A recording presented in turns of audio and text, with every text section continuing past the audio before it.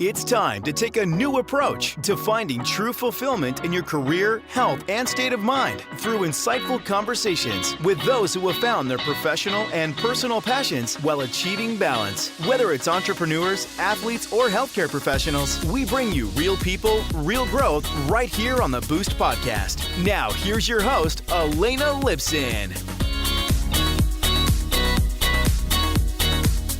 Hey Boost Squad, and welcome to episode 22. Elena Lipson here, and I am so looking forward to today's episode with our featured guest, Frances Cole-Jones. Frances, are you ready to join the Boost Squad? I'm excited to join the Boost Squad. Great, we're glad to have you here. So before we dive into today's episode, I want to give a shout out to our sponsor, Mosaic Growth Partners. Mosaic Growth Partners provides growth strategy consulting to entrepreneurs and organizations in the healthcare and older adult baby boomer market. They can help you bring a new product or service to market, identify and engage new customers and partners, or grow your market share. They also provide coaching and training. For more information, go to mosaicgrowth.com. That's mosaicgrowth.com. Now back to today's featured guest. So Frances is the author of How to Wow, Proven Strategies for Selling Your Brilliant Self in Any Situation and Wow Your Way into the Job of Your Dreams. She is also the creator of Interview Wow, which is an iOS app. Forbes.com voted Frances's blog, francescolejones.com, one of the top 100 websites for women. In 2014, Speaking.com voted Frances one of the top 5 speakers in communication. She's an etiquette expert, a job interview expert, and a body language expert. Frances founded her company, Cole Media Management, in 1997. The company's focus is on helping clients catch their customers' attention and keep their trust. She helps prep her clients for TV and print interviews, IPO roadshows, investor meetings, and internal meetings. So I am so excited to get into everything with you today, Frances. So let's dive right on in. What are the 3 things we should know about how to best communicate our value to prospects and clients and how to wow them? The first statistic I give everybody comes from a study that UCLA did, which is that there are 3 components to your message: verbal, vocal, and visual. And people actually only remember about 7% of what you say. So if you want to make that memorable, there are a few things to keep in mind. One is that Yale did a study of the 12 most persuasive words in the English language, and the most persuasive word in the English language is you. So the more that you can frame things in terms of how you're going to make your listener's life better, the more they're going to like you. They don't care as much about your story as they care about their own story. So I always want people to keep that in mind when they're talking to someone. Yeah, everyone loves to talk about themselves and hear about themselves. Me too. Great. And what are some of the other things that you tell your clients when they're thinking of how to wow people? Well, the next statistic I give people comes from a social psychologist at Harvard. Actually, her name is Ellen Langer. And she did a study that showed that there's one word that increases the possibility of cooperation from 60 to 94%. And that word is because. So I wanted to talk to you today because, or I think this product is going to be great for you because, or, if you're in a job interview and your mind goes blank, you can say, I want to think about that for a second because I want to give you the best answer possible. Because nobody's like, oh, I can't believe that, that woman that wanted to give me the best answer possible. What was wrong with her? So giving people the because behind any request that you're making is automatically going to ensure their cooperation. Great. And do you find that a lot of people don't explain kind of where their thought process is headed, and that's why that's so powerful? It is, for a couple of reasons. One, sometimes it's because they don't think that they need to. If it's your boss and they say you need to do this, you're going to be grumpy. But if they say because whatever, the meeting got moved up, or I really rely on your attention to detail, if they give you a because, you're going to be less resentful. Mm-hmm. And again, it works just as well in real life. If you need to cut the line at the supermarket and you say, do you mind if I cut the line because I'm late to pick up my kids at school? Everybody's going to let the line cut go. So give people the because behind why you're doing it. Makes sense. And sometimes we don't do it because we assume everybody can read our minds. Yeah, that happens a lot. A lot. You're inside your own head all day long. Your story is super clear to you, but you need to fill other people in on what's happening. Yeah, that makes a lot of sense. And what's the third thing that we should know? Well, I mean, again, if you know that people remember only 7% of what you say, Mhm. it's good to know that 38% of your impact comes from your tonal quality. So what your voice is doing while you're speaking. So something like if you're going to say you're happy, I'm so happy to meet you, you actually need to sound happy. And then the other thing to know is that 55% of your impact comes from what your body's doing while you're speaking. So those are small things like, keep your hands on the table while you're talking to people. They're going to trust you more. Keep your back off the back of the chair. You're going to seem more engaged in a meeting. Just little things. So, yeah. Very interesting. I like those tips. I never really thought about them, but I guess when you're thinking about it, when you are engaged, you're leaning in to the conversation and talking to someone. You're not laying back in your chair looking totally relaxed. So that's a great That point. whole too cool for school thing, which Yeah. reads really poorly. Yeah, I can imagine. So tell us, when you look at how companies, entrepreneurs, and other individuals are getting customers' attention and wowing them, what do you see now and in the future? I mean, I do think that they're personalizing their messages more and more. Obviously, the first person and the best person to do that is Apple. The minute they put in the Genius Bar and you had a person that you could go there and you could talk to, the happier you were. Because again, it became less about selling and more about an interactive experience. And the fact that they call it a Genius Bar is going to make you feel smart. So, yay. So those kinds of things, although they're seemingly small, make a big, big difference in our user experience. Yep. And what about for people that, might not be as extroverted or as comfortable socializing or in those type of situations? What are some tips that you give them to practice and to feel more comfortable and natural using some of the techniques that you teach people? There are a few things that they can do. I mean, the first thing you want to do before any meeting or job interview or really any important situation, I don't care if it's a date, think of the worst three questions that you might get asked. Like, what is the absolute worst thing that somebody could say to you? And then figure out the answer to that. And the thing to do is once you've come up with your answer, you want to practice it out loud, which sounds incredibly, pedantic and ridiculous. But the trouble is that if we kind of can sometimes think we know what we're going to say, it's only, when it's coming out of your mouth, you might notice like, wow, I have a big, gigantic plot hole. Or I don't even really believe my story that I'm telling right now, or I'm not even interested in what I'm talking about. So it's really good just to practice out loud and to make sure that you have the answers to those three questions so that when they do come up, again, you can kind of lean into it and be like, okay, yay, I'm really glad you asked me this hideous question. Let me tell you about the gap in my resume. Yeah, no, that's great. And what do you tell? I know you prep a lot of your clients for TV and print interviews, and a lot of people that have their own businesses are, trying to get the message out there and they might be appearing in media and things like that. So, what's the number one tip you give them in terms of how to engage the audience and appear natural and compelling when they're on screen? The thing to know about being on screen is that television flattens the personality just an enormous amount. So you have to be so much more animated than is going to feel natural for you. So, I mean, one of the wonderful things about having 10,000 iPhones is that you can videotape yourself ahead of time and watch yourself. And half the time, that's, 90% of my job is just turning the on off switch because my client will watch themselves and be like, wow, I look really boring. And I say, interesting, you've noticed that. But so I want you to, to watch yourself and look at it. And the other thing, I mean, it sounds, I don't know, have you had any acting training? No, I'm not. I'm not much of an actor. Neither have I. But the one acting exercise that I like all my clients to do is it's called the pumpkin raisin face exercise. So the first thing you do is you make your face as big as a jack-o'-lantern. So you open your eyes as wide as you can, you open your mouth as wide as you can, and then you make your face into a raisin. So you squinch everything up and you can make yourself as tiny as possible. And you do that 5 or 10 times. So, I mean, what it does is it makes you more welcoming and it makes you more alert and it makes you more interesting to watch and it makes you more accessible. And, I have a few of these what they call supermodel clients.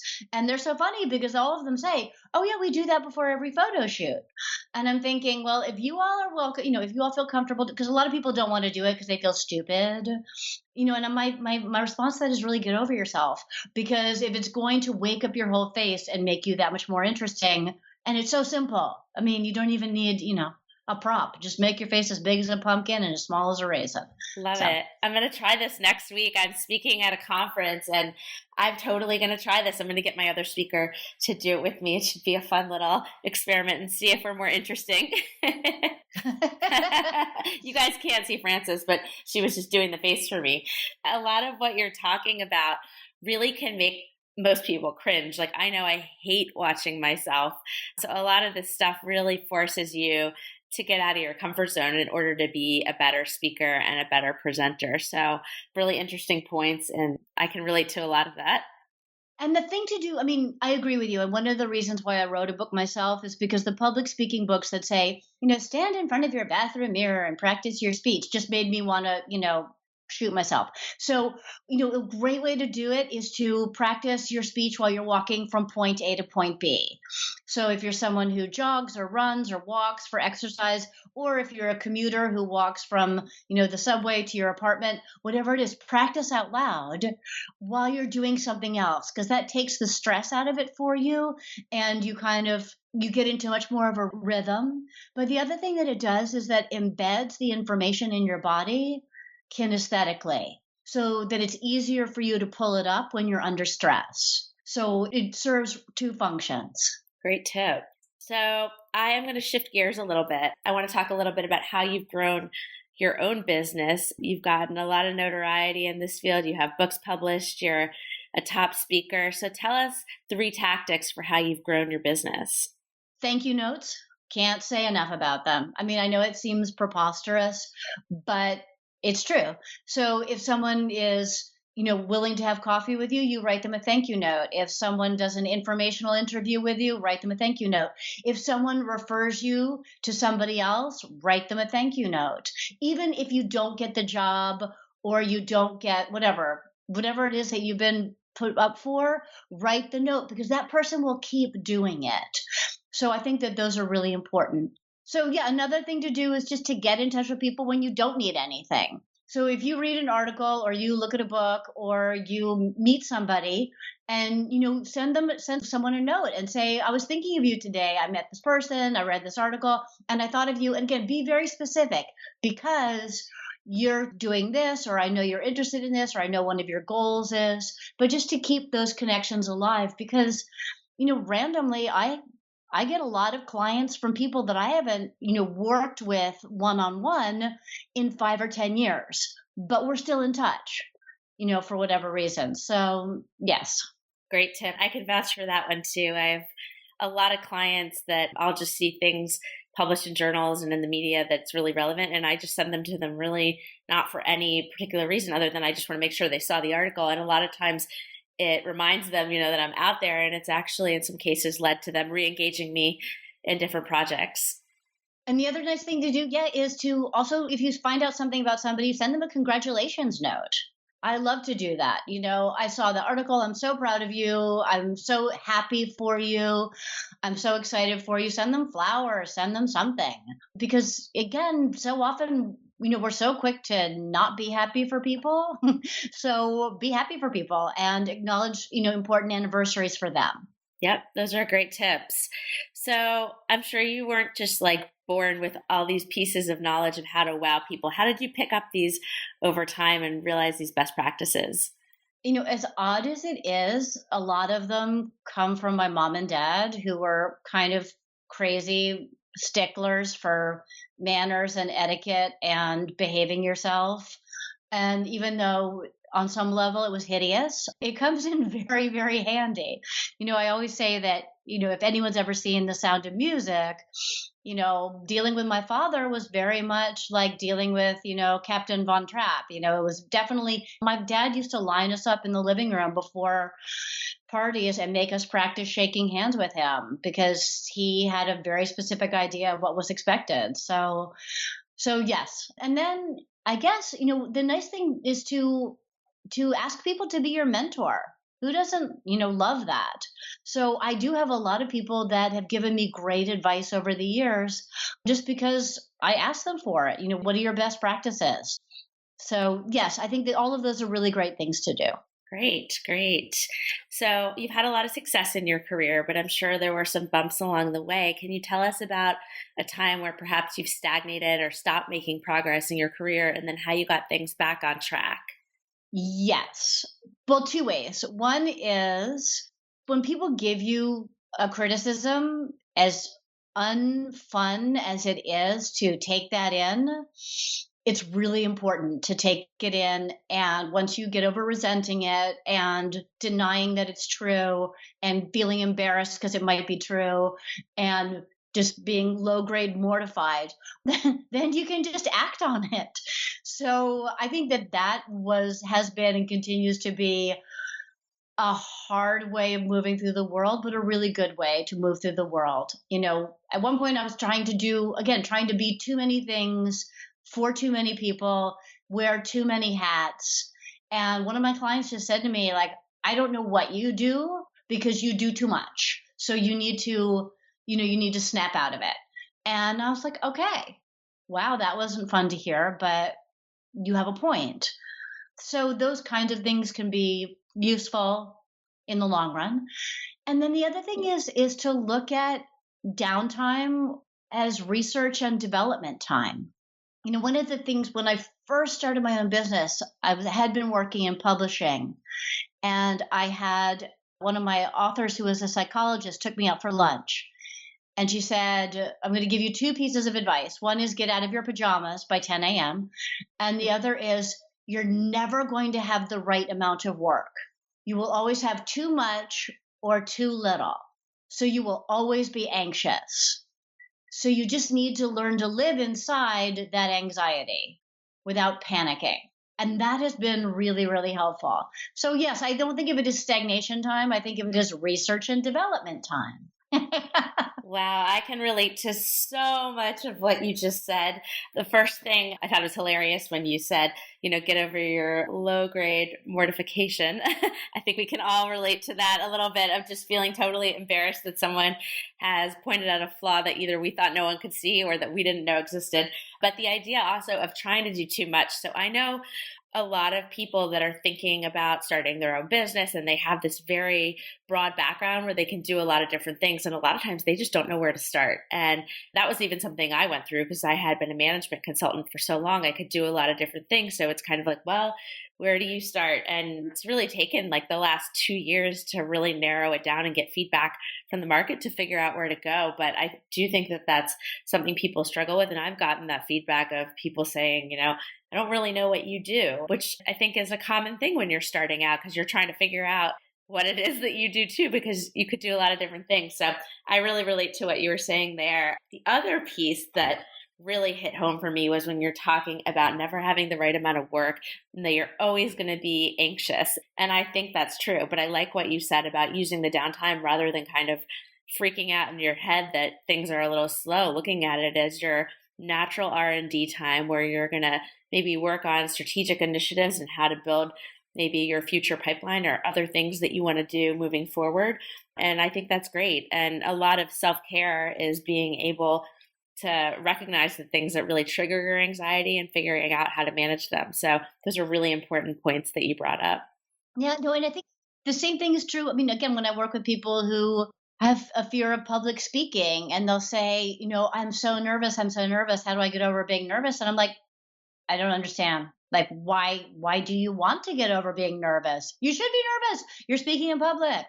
So, I mean, with me, I say for nervousness, don't stuff it down. You have to embrace it.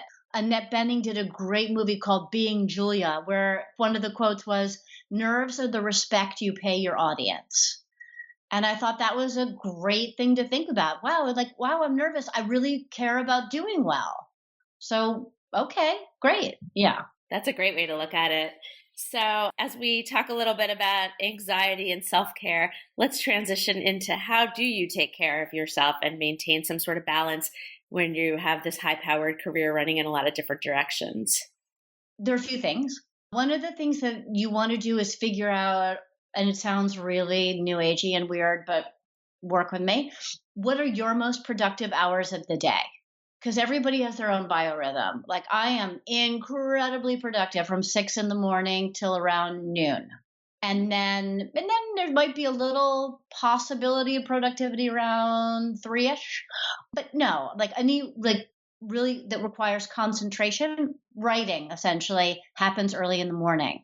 So figure that out and put those activities that really matter into a time when you know you're going to be good at it. Like some people can't do, my husband really, really fires up around 8 p.m.